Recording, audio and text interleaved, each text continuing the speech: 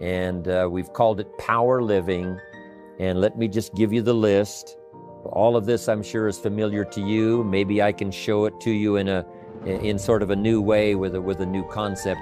But here's my list. It's a list you can use in your training, passing it on to someone else. And here it is. Number one is decision. Decision making this is an awesome day. Deciding it will never be the old way again. Deciding to step from darkness to light. Deciding to step from inactivity to activity. Deciding to make the turn. Deciding to turn around. Deciding to live a new life. You cannot believe how much can open up to you the day you decide. Power living is decision making. Next is desire. Who knows the mystery of where this all comes from? Who knows why some people have unusual desire, and some people it takes a while for it to cultivate? Here's what I do believe. The possibility for high desire that can create the most extraordinary life, I promise you, that resides in all of us. That resides in everybody. Sometimes it's been suppressed, sometimes brutally. Sometimes it's been denied because of circumstances. Sometimes because of influence, sometimes because of an extraordinarily bitter or difficult family situation. The desire never gets a chance. It never sees the light of day. But sure enough, it does reside. And the reason why Herbalife is so exciting is because we find these people whose desire has never seen the light of day. They've never had something to where their heart leaps and that they can hope for. And we come along and find these people. Now, sometimes we find them and sometimes they find us, but however it happens, it is a unique opportunity for us to perhaps awaken desire in someone so that it flourishes and grows and serves as an incredible force. And they were responsible because they made the decision, but we can take part of the credit because we found them. We opened the door, we opened the window, we handed them a piece of literature, we invited them to a meeting. We let the beginning words of our vocabulary start a process to where now they can have desire that can affect their lives forever. So the first D was decision, second was desire. Here's the third one that makes everything possible and turns imagination into reality, and it's called discipline. For some people, they see discipline as sort of an ugly word. Don't talk to me about discipline. But what you must understand is discipline is a most incredible creative force. Discipline builds a career. Discipline develops good health. Discipline forms the most incredible marriage. Discipline puts together a friendship that won't quit forever. Discipline develops skills that can be magnified, and touch the world. Discipline opens up music. You can't have incredible music without discipline. In fact, we call them the disciplines. We call architecture and music, and we call playing an instrument. We call sculpturing, we call painting, we call writing, composing. We call those the disciplines. And the disciplines gives us the indication that yes, it doesn't come except by discipline. But it also means that the discipline is the open door to the creative process to turn nothing into something and to turn imagination into reality. So here's what you must learn to do: appreciate the disciplines and welcome the disciplines. Here's a good question to ask. What other discipline could I begin that would open up a whole new expression in my life of turning imagination into reality? I had to learn the discipline of using my language to make a presentation. It took a while. I stumbled. I made mistakes. I couldn't get my thoughts organized. It would enter my mind and then it would go away. And I remember all of those strugglings to learn. My mother taught me a little piano. Here's the left hand. I got that pretty good. She says, now here's the right hand. No problem on those scales. Then she said, today we're going to do them both together. I thought, how can you do that? One hand was easy and the other one was easy, but together, I'm looking at this hand, I'm looking at this hand, but finally I got them to work together. And I learned that extra discipline. And it worked for me. Now, she said, today we're going to read the music and play both hands. I thought, well, you couldn't do all that. So, but sure enough, I'm looking at the music, I'm looking at this hand, finally I got them all working together. Then she said, today we're going to watch the audience read the music and play both hands. I thought, well, now that is impossible. That's too many things to do at the same time. But guess what I found out? It didn't take long to where I could watch the audience read the music and play both hands. And a discipline then that became a joy. I play a little piano, mostly for my own amazement, not for the public. But anyway, it's exciting. Learning new disciplines that create joy, that create a painting, that create an orchestra, that create an herbal life. Mark had to put together his disciplines, and the disciplines that he had to bring together several elements, the products and the marketing and the people and the support system, and the rallies and the extravaganzas. All this stuff had to come together, incorporating other people's disciplines as well as his own, but in a disciplined way that creates an enterprise. Without discipline, there is no enterprise. Without discipline, there is no magnificent structure. Without discipline, there is no music. Without discipline, there is no health. Without discipline, there is no advantage. There is no future. So discipline is all when it comes to imagination, having something real, believing in it, and turning it into reality. Now let me give you the rest of these. Decision was first, desire was second, discipline was third. Here's number 4, development.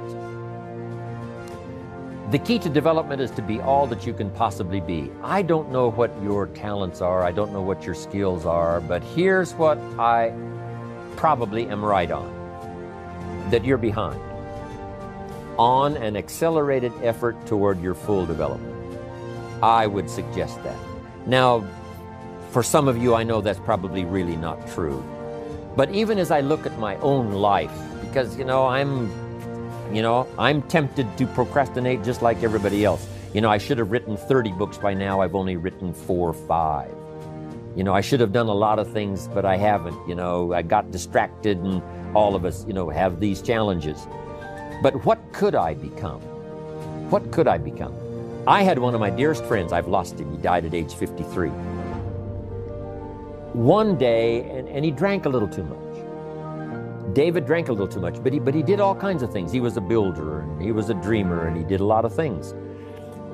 But his drinking sort of kept him in a fog for like years and years. About 6 years ago, he was sitting at the yacht club, and he was in a fog, and suddenly it occurred to him, I wonder what I could have accomplished all these years if I hadn't have been in this sort of foggy state. And he said that did it. And the last 6 years before he died, he was free. And he accomplished some incredible things that last 6 years. Being all that you can be, and not let habits drag you down. Not let things, sidetrack you from the full development of what you have the capable of being. What all could your heart encompass if you really had the chance and you really had the disciplines and really got to it? What could you really become? What could you earn? How healthy could you really be? How many books could you write? How many poems could you write? My granddaughter, Natalie, is 11, and she writes these most incredible poems. Someday I'm going to publish them. And of course, her brother Nathaniel is a classic gifted artist. And I think I'll publish some of her poems and his illustrations and his artistry. They're 11 and 12. They have become so much in so few years. And now my mind is wondering, I wonder how far they can go. I wonder how much they can accomplish. So here's what I would ask of you. If you feel that you're a little bit stalled, wherever you are in your progress, I'm asking you to correct that. I'm asking you to see if you can possibly be on a more accelerated track toward your possibilities and your full development. Here's what life is all about: to become all that we can possibly be. The full development of all of your potential, that's number 1. Number 2 is the wise use of all of your resources. That's what life is all about, full development. Here's the next word: direction. Key phrase, we go the direction we face. So make sure that your vision, make sure that that's clear, because that's where you're headed. You know, what's most dominant in your vision, that's where you're going, you know, whether you realize it or not. So sometimes we need to clear that up so that the direction becomes more clear, becomes more powerful in really taking us where we want to go. Good phrase we've all heard, 5 years from now you will arrive. The question is where? And you say, well, I haven't really cleared that up. I'm asking you to clear that up, because if you don't, you may arrive at a much less of a place. Not that it wouldn't be okay, but much less of a place than you could have arrived if you didn't settle on the right direction before. Here's the next word, and I must hurry with the rest of these. Next is definition. A phrase I've used so long, the drama is in the details. Give things definition, give things clarity. That's what's important. Here's the next word, dilemma. We're faced with a lot of dilemmas. Part of the dilemma is learning to sort it all out, what's valuable, what isn't valuable. The why of life, and some whys, you know, cannot be answered. Some mysteries must remain mysteries. They're simply the part of life, but they are mysteries. It seems that this is the way it is to the best of our ability, and we must try our best to understand the dilemmas, but don't persecute yourself and don't get too hard on yourself now if you don't understand it all, because nobody understands it all. Let part of the dilemma be dilemma. Figure out as much as you possibly can for your life and your children and your future and your business. But let mysteries be mysteries. Let some puzzles be puzzles, and let some of the whys just be whys. Somebody says why, it's just one of those whys. Next is delusion. Make sure you don't get faked out. There's an interesting story that says, don't build your house on the sand in the summer. Because when the sky is blue and the clouds are white, it's easy to get faked out saying, hey, everything is so fine, I'll just build my house on the sand. That would be a mistake. So we must, every once in a while, ask if we might not be participating in some delusions. I wrote this one time, affirmation without discipline is the beginning of delusion. We must affirm our disciplines. We must affirm the truth and not be deluded. The great prayer says, lead us around temptation, so we won't be deluded by the allure. Something that tells us it's going to taste good now, but something tells us it might taste good now, but the old prophet said later it turns bitter in the belly.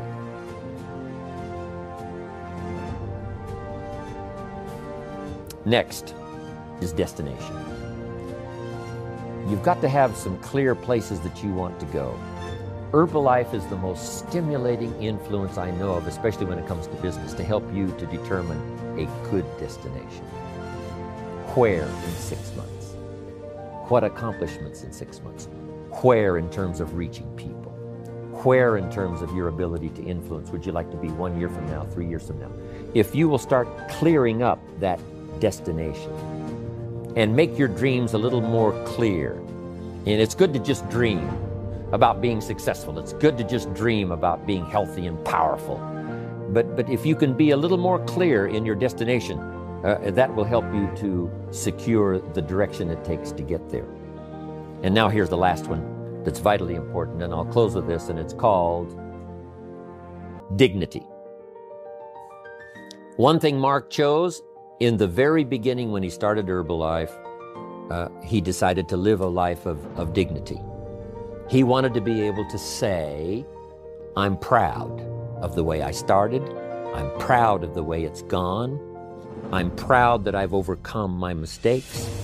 I'm proud that I've learned from others.